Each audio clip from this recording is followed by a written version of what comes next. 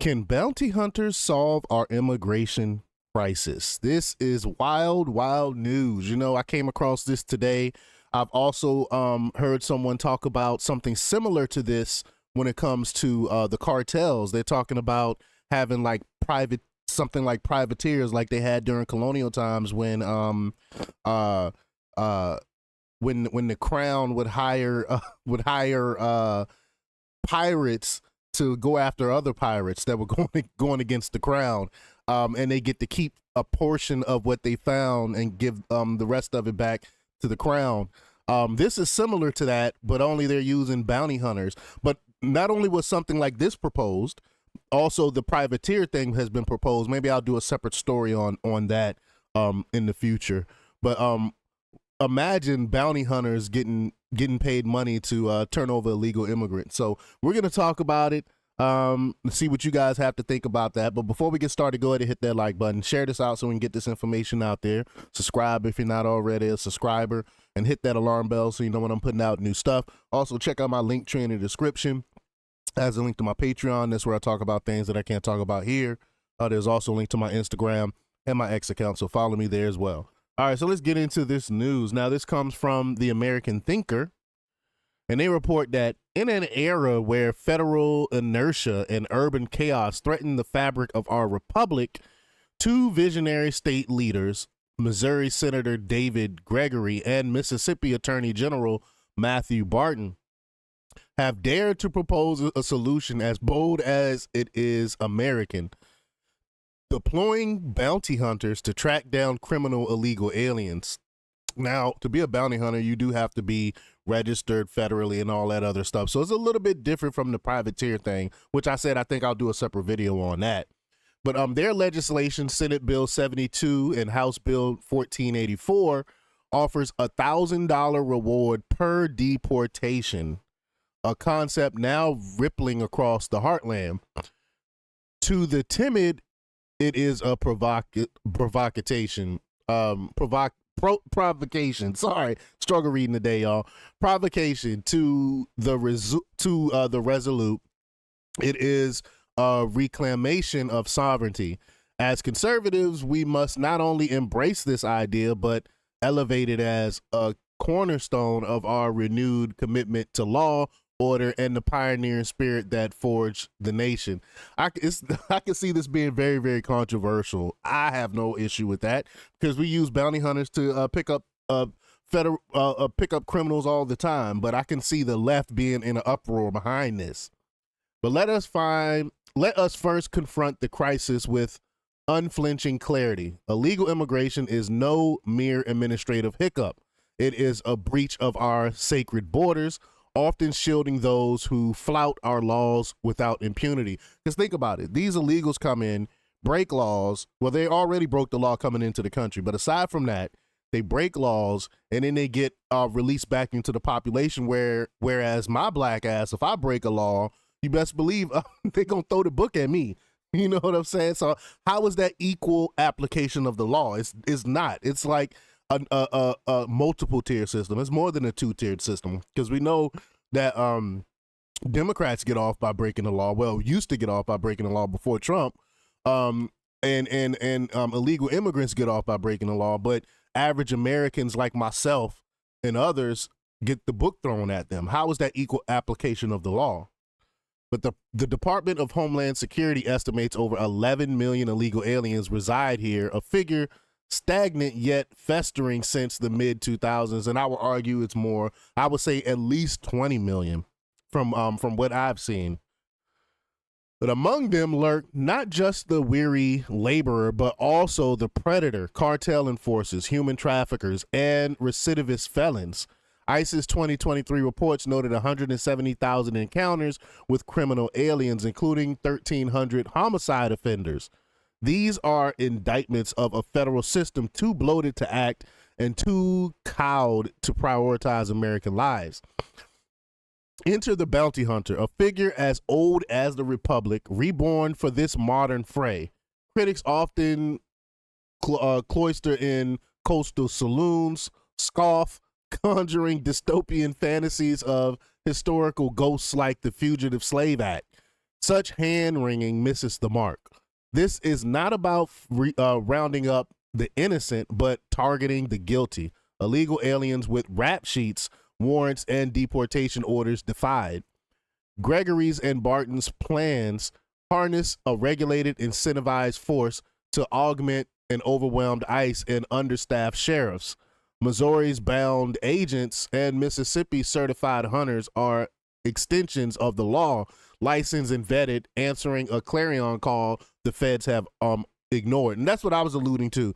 Like a bounty hunter, so-called bounty hunters, they're licensed by the states, I believe. But they're licensed. You can't just go claim to be a bounty hunter and go and pick up people. The conservative case for this innovation is threefold. It restores state authority, revives individual initiative, and reasserts the moral clarity of justice over sentimentality. First, consider sovereignty. Y'all know how I feel about that. The Constitution vests Congress with immigration powers, yet decades of dereliction, I'm not gonna lie, I don't even know what that word is, amnesty flirtations, sanctuary cities, and porous borders have left states to fend for themselves. Texas strings razor wire, Missouri and Mississippi summon bounty hunters. This is federalism in action, not overreach, a rightful flexing of the 10th Amendment when Washington indicates its duty. The Supreme Court's 2011 Chamber of Commerce v. Whiting upheld state immigration measures that complement federal goals. Bounty hunters do just that, easing ICE's burden as it begs for help, per Gregory's testimony. Second, this proposal resurrects a distinctly American virtue, the rugged individual unbound by bureaucracy, solving problems the state cannot. Bounty hunters trace their lineage to the posses of the Old West, where citizens not desk-bound clerks upheld justice. Today, urban police forces bleed officers. St. Louis down 30% since 2020, while rural sheriffs juggle meth labs and migrant smuggling. $1,000 bounty turns patriots into partners, not parasites. Imagine a veteran in Joplin or a farmer in Tupelo, trained and deputized, tracking a cartel mule who slipped ICE's net. This is a public-private pact echoing the militias that birthed our independence. Third, it draws a line in the sand. Lawbreakers forfeit sympathy. I agree with that. I have absolutely no sympathy for these people because there's no sympathy for me if I break the law.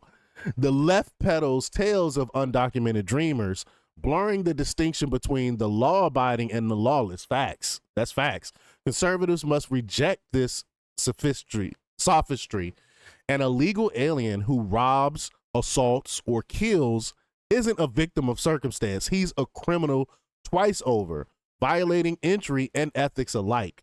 Bounty hunters target this subset, not the broader undocumented mass, ensuring precision over prejudice. Mississippi's tip-based vetting likens to Crime Stoppers on steroids, and Missouri's bond agent framework promises accountability. Yet, balance demands we address dissent. Missouri House Speaker John Patterson, a fellow Republican, warns of no appetite for bounties, fearing optics or overreach. I'm not worried about any of that. His caution merits a nod. Conservatism cherishes prudence, but not paralyzes. The risk of false detention or profiling looms, yes, but safeguards can mitigate it. Mandatory ICE database checks, body cams, and citizen-only complaint lines. The left will cry inhumane, let it. If urban liberals clutch pearls, rural America, the backbone of this nation, sees the necessity. Gregory claims of tremendous support finds an echo in towns where fentanyl flows and job vanish courtesy of unchecked borders. And most Americans want this. 60% of Americans want these criminal illegals arrested and sent back to where they came from. So you got 60% and 80% want illegals overall. I mean, sorry. 60%, 80% want illegal criminals, 60% want illegals overall sent back. Now, let's innovate beyond the bills. Why stop at $1,000? Tie bounties to crime severity. $5,000 for murderers, $3,000 for traffickers. Prioritizing the worst offenders. I'm all for that. Fund it not just with taxes, but with seized cartel assets, turning predators' profits against them. Expand the model, a Liberty Bounty Network, where states share intel and hunters and conservative counterweight to sanctuary coalitions. Equip hunters with drones and AI to pinpoint fugitives in vast plains of urban shadows. This is the Second Amendment, meaning the 21st century citizens armed with tech and resolve. Now, again, this is not the average illegal immigrant we're talking about. We're talking about getting the worst of the worst. The murderers, the traffickers, those are the ones we're focusing on, not the not someone that was just came across the border illegally. We're not really worried about them right now. We're talking about the worst of the worst here. The naysayers, Patterson included, missed the stakes. Illegal immigration is a hydra. Border crossing spiked to 2.5 million in 2023 per CBP, with cartels emboldened by Biden's dithering. Sanctuary cities like Chicago hemorrhaged tax dollars, $361 million in 2024 alone, coddling those who spurn our laws. Federal deportations limped at 150,000 yearly, a fraction of need. Bounty hunters aren't a panacea. That means it's not the end all be all to fix the problem, but they are a scalpel excising the malignant while ICE rebuilds. To do nothing or to wait for Washington whims is to surrender. I agree.